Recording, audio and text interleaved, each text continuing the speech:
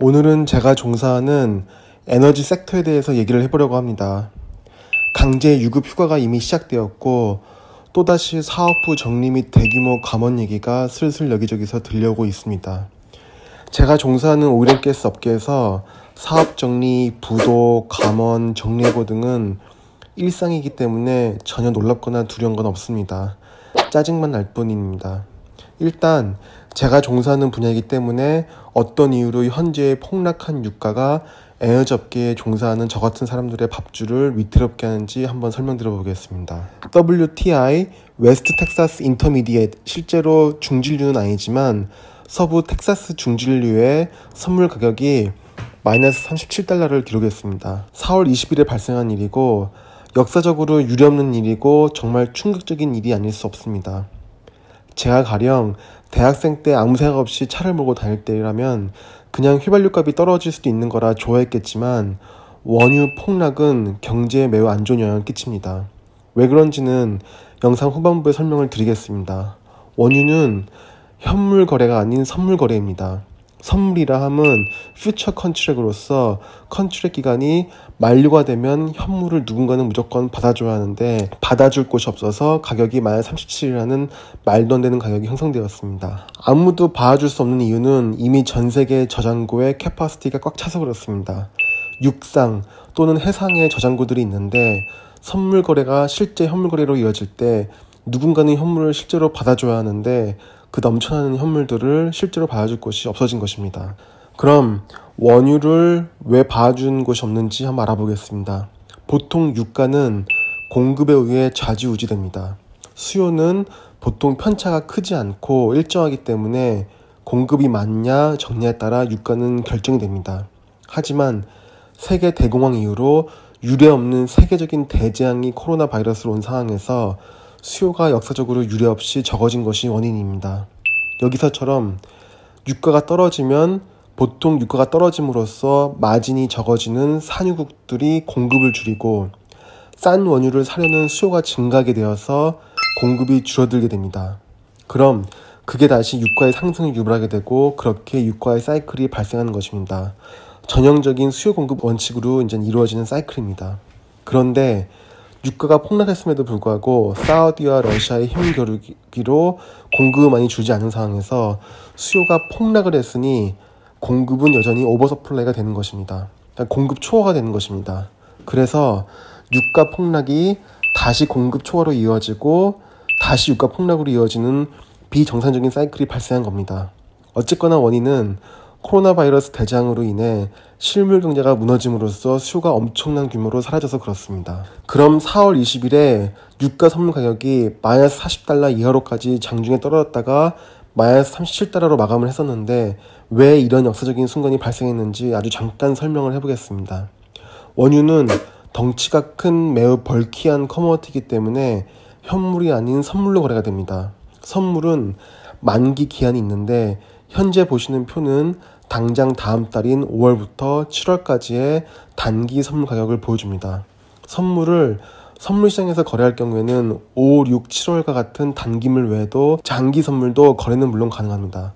어쨌거나 선물이 만기되기 전에 해당 선물을 다음 달이던 그 다음 달 선물로던 롤오버, 즉 바꿔줘야 하는데 바꾸지 않으면 현물로 원유를 받아야 합니다. 문제는 현물로 원유를 보통 정유사가 되었든 어디가 되었든 수요처들이 받아주는데 현재는 초과 공급과 수요 폭락으로 받아줄 수요처도 없고 저장할 공간도 없는 것입니다. 그래서 원유 가격이 폭락을 한 것입니다. 코로나 바이러스로 인해 불러온 팬데믹 상황에서 원유의 수요는 폭락할 수밖에 없습니다. 이에 대해 세 가지 이유를 한번 대보겠습니다. 첫째로는 글로벌 락다운으로 인해 인류 역사상 처음으로 국가 간의 왕래가 거의 끊겼습니다. 세계대전에서도 발생하지 않았던 일들이 벌어지고 있는 것입니다. 아무래도 원유 수요의 가장 큰 부분을 차지하고 있는 수송 부분, 즉 자가용 차와 항공운송 등에 대한 수요가 많이 감소하면서 원유 수요가 감소하였습니다. 두 번째로는 앞으로 오일앤가스 업계의 미래가 매우 불투명하고 경제 회복이 최소 3년 이상 걸릴 거라는 어두운 전망 아래에 함부로 KPX 투자를 감행하고 나설 기업들이 많지 않습니다. KPX라 함은 각종 설비 투자들을 말씀을 드리는 겁니다. 원유의 주 소비층인 석유화학 업체들을 예를 들면 앞으로 글로벌 소비가 확실치 않은 상황에서 함부로 설비 투자에 나서지 않을 테니 원유에 대한 수요가 늘어나지 않을 것입니다. 비즈니스 여건이 불투명하거나 어려울수록 기업은 투자와 운영을 보수적으로 하기 때문입니다. 셋째로는 어떻게 보면 첫 번째 이유와 맥락이 같긴 하겠지만 원유의 최대 수입국인 중국과 더불어 인도, 각 유럽 국가들, 미국을 포함하여 글로벌적으로 팬데믹으로 인해 경제활동이 많이 위축되었습니다. 지금 보시는 표는 글로벌 오일 디맨드 그로스로 보시다시피 주요 수입국인 유럽, 차이나, 인도, 미국의 수요의 급감을 보여주고 있는 그래프입니다.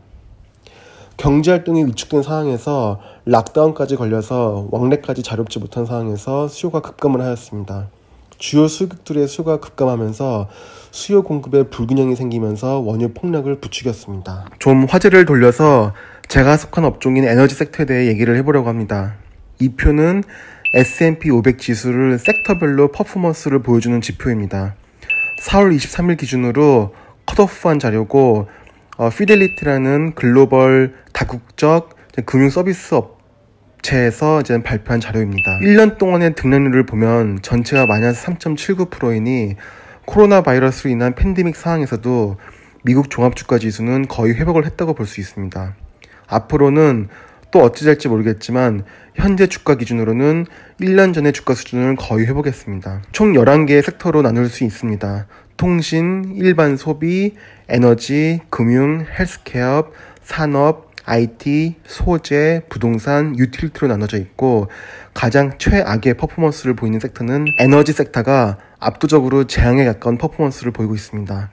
마이너스 48%로 주가가 반토막 났다고 보시면 됩니다. 에너지 섹터의 세계에는 프로젝트 오너, EPC, 그리고 각종 벤더들을 포함해 여러 계층으로 서플라이 체인이 나눠져 있지만 이건 좀 긴 얘기이기 때문에 간단히 지금 보시는 업체들이 에너지 섹터의 기업의 예로 보시면 되겠습니다. 보시다시피 엑손모빌, 쉘, 쉐브론, BP 등의 메인 정유사가 에너지 섹터를 대표하는 기업으로 생각하시면 되겠습니다. 사실 에너지 섹터의 비즈니스들은 대부분 프로젝트 비즈니스입니다. 그리고 프로젝트를 진행할지 안 할지에 대한 유무는 ROI, 즉 Return on Investment에 기반한 Final Investment Decision, FID라고 하는 절차를 통해 프로젝트를 고할지 노고할지를 결정합니다. FID에 대한 절차를 설명하는 데만 해도 꽤 많은 시간이 필요하므로 아주 간단히 예를 들어보려고 합니다. 가령 아프리카의 외딴 나라에서 기름을 캐내려고 하는데 기름이 총 묻혀있는 이 매장량이 100배럴이라고 하고 이 기름을 캐내려면 플랜트도 지어야 하고 캐내는데 여러 비용들이 필요할 겁니다. 가령 기름 100배럴을 캐내는데 3,000불이 필요하다고 가정해 봅시다. 3,000불이라는 비용은 공장도 짓고 사람도 쓰고 기름 뽑는데 순수히 들어가는 비용으로 세계의 유가 동향이 어떻든 간에 대충 변동이 없는 금액일 것입니다. 그럼 평균적으로 100배럴 캐내는데 3,000불이 필요하니까 1배럴 캐내는 데는 들어가는 비용은 30불입니다. 만약에 유가가 60불이라면 이 프로젝트를 진행하는 게 이득일 것입니다. 하지만 유가가 20불이라면 괜히 시간과 돈을 들여서 배럴당 30불의 비용이 들어가는 프로젝트를 진행할 바에는 차라리 그냥 간단히 20불을 주고 외부에서 원유를 사오는 편이 상식상 당연히 낫습니다. 그래서 프로젝트를 진행하지 않고 그냥 취소시켜버립니다. 보통 FID라고 하는 이 의사결정 절차는 몇 년이 걸립니다. 현재 유가가 20불도 안 하고 있고 보통 코로나 바이러스로 인해 타격받은 경제가 회복하는데 최소 3년이 걸린다고 합니다. 주가 회복과, 그러니까 주식시장에서의 주가 회복과 경기 회복은 다른 얘기입니다. 주가가 회복된다고 해도 세계 경기가 바로 회복되는 건 아닙니다. 가령 2008년 금융위기 때 경제가 원상복귀되는 5년이 걸렸습니다. 어쨌든 현재 유가를 보고 수많은 프로젝트 개발이 취소가 되었을 것이고 현재 진행 중인 프로젝트마저도 취소가 되거나 서스펜드, 즉 지연시키는 일이 쏟아지고 있을 것입니다. 그러니까 프로젝트가 없으면 저같이 이 업계에 종사하는 사람들은 일이 없어집니다. 보통 3년에서 5년의 계획을 가지고 향후 진행할 프로젝트가 파이프라인으로 존재하지만 이런 비정상적인 주가에서는 모든 프로젝트 오너, 즉 그러니까 제가 일하는 업체에 이제는 고객사 같은 프로젝트 오너가 프로젝트를 없애버리기 때문에 프로젝트가 끊기게 됩니다.